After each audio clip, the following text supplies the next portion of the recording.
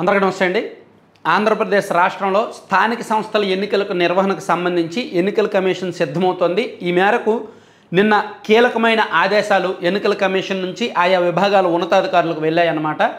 So స్థానిక సంస్థల ఎన్నికలు అంటే మూడు రకాలు ఉంటాయి. పట్టణ స్థానిక సంస్థలు అంటే మున్సిపాలిటీలు అండ్ కార్పొరేషన్లు అండ్ నగరపాలక సంస్థలు అండ్ నగర పంచాయతీలు, ఇవన్నీ మున్సిపాలిటీలు పట్టణ స్థానిక సంస్థల కోటాలోకి వస్తాయి. అలాగే గ్రామ పంచాయతీలు అంటే సర్పంచులు అండ్ వార్డు మెంబర్లు ఉన్నారు కదా, ఈ గ్రామ పంచాయతీలకు సంబంధించిన స్థానిక సంస్థలు. అలాగే మండల పరిషత్ అండ్ జిల్లా పరిషత్తులు ఉన్నారు కదా, జెడ్పీటీసీ, ఎంపీటీసీ, ఇవి. సో ఈ మూడు కేటగిరీల్లో కూడా స్థానిక సంస్థలు వస్తాయి. సో ఇవి యాక్చువల్లీ డేట్ ఏంటంటే 2021 మార్చి 17వ తేదీన ప్రస్తుతం ఉన్న మున్సిపాలిటీ పాలక వర్గాలు ఏర్పాటయ్యాయి. అంటే 2026 మార్చి 17వ తేదీకి వీళ్ళ పదవీ కాలం పూర్తవుద్ది. ఈలోగానే ఎన్నికలు నిర్వహించాల్సి ఉంది.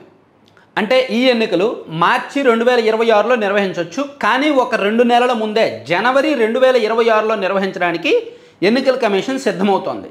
దీనికి సంబంధించి నిన్న ఎన్నికల కమిషన్, ఆంధ్రప్రదేశ్ ఎన్నికల కమిషనర్, ఎన్నికల సంఘం ఉన్నతాధికారి నుంచి municipal and urban development authority ఆ అధికారులకు ఆదేశాలు వెళ్ళాయి. మీరు మొత్తం రిజర్వేషన్లు అయ్యి ప్రక్రియ పూర్తి చేయండి, అక్టోబర్ 15వ నాటికి మొత్తం విభజించండి, స్థానిక సంస్థల ప్రజాప్రతినిధులకు ఆల్రెడీ సమాచారం ఇవ్వండి, అలాగే రిజర్వేషన్లకు సంబంధించి ఖరారు చేసుకోండి అని చెప్పి కీలకమైన ఆదేశాలు వెళ్ళాయన్నమాట.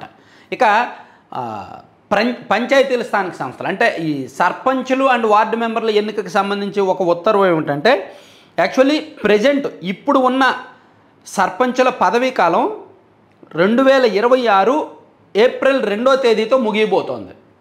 సో ఈలోగానే ఎన్నికల ప్రక్రియ పూర్తి చేయాలి. సో దానికి సంబంధించి కూడా జనవరి లేదా ఫిబ్రవరిలో ఎన్నికల నిర్వహణ కోసం ఎన్నికల కమిషన్ సిద్ధమవుతోంది. అలాగే ఎంపీటీసీలు, జెడ్పీటీసీలు, ఎంపీపీ, జెడ్పీ చైర్మన్ ఇవి ఉన్నాయి కదా, ఇవి నవంబర్ 2021లో ఎన్నికలు జరిగాయి. అంటే వీళ్ళ పదవీ కాలం ఇంకో ఏడాదికి పైగా ఉంది. సో ఈ ఎన్నికలు ఎప్పటికిప్పుడు జరగవు. ఇవి మేబీ 2026 జూన్, జూలై తర్వాత జరిగే అవకాశం ఉంది. కానీ ఇప్పుడు ఉన్న హడావిడి ఏంటంటే సర్పంచ్ ఎన్నికలు, అంటే గ్రామ పంచాయతీల్లో సర్పంచ్ అండ్ వార్డు మెంబర్ ఎన్నికలు, అలాగే మున్సిపాలిటీల్లో మున్సిపల్ ఎన్నికల నిర్వహణకు సంబంధించి నిన్న ఉత్తర్వులు వచ్చాయన్నమాట. దీనిలో వీళ్ళు ఇచ్చిన ఆదేశాలు ఏంటంటే చాలా క్లియర్గా డేట్ వైజ్ ఇచ్చారు. డీలిమిటేషను, రిజర్వేషన్ల ఖరారు అంతా కూడా అక్టోబర్ 15వ తేదీలోగా పూర్తి చేయాలి. వార్డుల వారీగా ఓటర్ల జాబితాను సిద్ధం చేసుకోవాలి. అక్టోబర్ 16 నుంచి నవంబర్ 15వ తేదీలోపు ఈ సన్నాహాలు, ఓటర్ల జాబితా ఇవన్నీ కూడా రెడీ చేసుకోవాలి. నవంబర్ 16వ తేదీ నుంచి పోలింగ్ స్టేషన్లు ఏర్పాటు చేసుకోవాలి, వాటి జాబితా కూడా సిద్ధం చేయాలి. నవంబర్ 30లోగా ఎన్నికల కసరత్తు ప్రక్రియ అంతా పూర్తి చేయాలి. రిజర్వేషన్ల ప్రక్రియను డిసెంబర్ 15వ తేదీలోగా పూర్తి చేయాలి. డిసెంబర్ చివరి వారంలో రాజకీయ పార్టీలతోనూ సీనియర్ అధికారులతోనూ సమావేశం నిర్వహించి ఎన్నికల నిర్వహణకు సిద్ధమైపోవాలి. జనవరి 2026 లోపు ఎన్నికలు నిర్వహించాలి. అదేవిధంగా జనవరి 2026 నుంచి గ్రామ పంచాయతీలకు, జూలై నుంచి ఎంపీటీసీ, జెడ్పీటీసీ ఎన్నికలకు ఏర్పాట్లు చేసుకోవాల్సి ఉంటుంది అని నీలం సాహ్ని ఆ విభాగాల అధికారులకు నిన్న ఇచ్చిన ఉత్తర్వుల ద్వారా చెప్పారన్నమాట.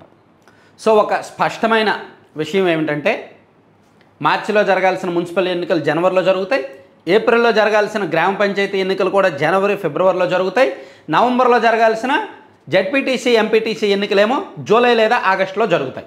సో ప్రతి ఎన్నికలు కూడా 3 నెలల ముందు జరగబోతున్నాయి అనేది స్పష్టం. అయితే ఇది అధికారిక కోట, అధికారికంగా ఏంటని చెప్పుకున్నాం. మరి దీనికి రాజకీయ కోణం కూడా ఉంది. మరి స్థానిక సంస్థలు అంటే ఆల్రెడీ ప్రభుత్వం ఫుల్ ఫామ్లో ఉంది. ఆల్రెడీ గవర్నమెంట్ వచ్చి 15 నెలలు అయింది. ఇప్పుడిప్పుడే నామినేటెడ్ పదవులు భర్తీ చేస్తున్నారు. సో తెలుగుదేశం పార్టీ కార్యకర్తలు కూడా గ్రౌండ్లో యాక్టివ్ అవుతున్నారు. ఎమ్మెల్యేలు కూడా ఈ మధ్య ఈ 3-4 రకాల సంక్షేమ పథకాలు ఈ నెలలో ప్రకటించడంతో ఎమ్మెల్యేలు అండ్ అధికార పార్టీ ప్రజాప్రతినిధులు అందరూ యాక్టివ్గా గ్రౌండ్లో తిరుగుతున్నారు. సో వైసీపీ కూడా వాటమి నుంచి తేరుకొని ఇప్పుడిప్పుడే సోషల్ మీడియాలో కంప్లీట్గా యాక్టివ్ అవుతున్నారు. వాళ్ళకే సాధ్యమైన ప్రచారాలతో ప్రభుత్వాన్ని ఇరుకుని పెడుతున్నారు. సో ఆల్రెడీ గ్రౌండ్ లెవెల్లో కొన్ని ఫ్లెక్సీలు, కొన్ని వార్నింగ్లు, కొన్ని రప్ప డైలాగులతో హీట్ ఎక్కిస్తున్నారు. సో స్థానిక సంస్థల ఎన్నికలకు వైసీపీ కూడా అన్ని రకాలుగా కూడా సిద్ధమవుతోంది. అయితే ఇవి హింసాత్మకంగా జరుగుతాయా, ఎలా జరుగుతాయి అనేది నేను నెక్స్ట్ ఒక వీడియోలో అనలైజ్ చేస్తాను. ఎందుకంటే 2021లో జరిగిన స్థానిక సంస్థల ఎన్నికల్లో కనీసం టీడీపీ వాళ్ళు జనసేన వాళ్ళు నామినేషన్ వేసినా వైసీపీ వాళ్ళు ఒప్పుకోలేదు. కిడ్నాపులు చేశారు, బెదిరించారు, భయపెట్టారు, చేతులు నరికేశారు, చాలా హింస సృష్టించారు. సో ఇప్పుడు స్థానిక సంస్థల ఎన్నికలు ఎలా జరగబోతున్నాయి, రాజకీయ పార్టీలు ఏ విధంగా సిద్ధమవుతున్నాయి అనేది నేను ఒక వీడియోలో కొంచెం డీటెయిల్డ్గా గ్రౌండ్ లెవెల్ సిచ్యుయేషన్స్ ఎలా ఉన్నాయనేది చూసి కొంతమందితో మాట్లాడి ఒక వీడియో చేస్తాను. Thank you very much. Content అయిపోయింది.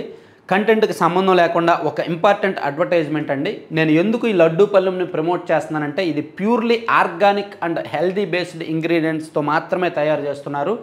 మీరు చూడొచ్చు, రాగి, సజ్జ, జొన్న, కొర్ర వీటితో చేసిన లడ్డూలు, అలాగే మల్టీ సీడ్స్, రకరకాల విత్తనాలు అంటే గుమ్మడి గింజలు కావచ్చు, పొద్దుతిరుగుడు గింజలు కావచ్చు, అవిసె గింజలు కావచ్చు, లోటస్ సీడ్స్ కావచ్చు, ఇలా వీటితో కూడా లడ్డూలు చేసి అమ్ముతున్నారు.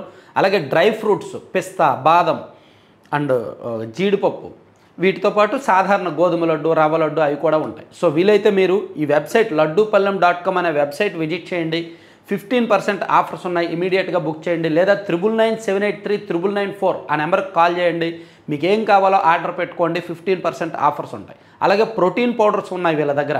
అంటే మీరు రెగ్యులర్గా పిల్లలకి హార్లిక్స్, బూస్ట్, బోర్న్విటా ఇచ్చాకంటే ఈ ప్రోటీన్ పౌడర్, జీడిపప్పు, బాదం అండ్ మఖానా పౌడర్, ఈ 3 పౌడర్స్ కలిపి పిల్లల్లో ఎముకల దృఢత్వానికి అండ్ రోగనిరోధక శక్తి పెంచడానికి ఉపయోగపడుతుంది. అలాగే పెద్దలకు కూడా ఇది వాడచ్చు.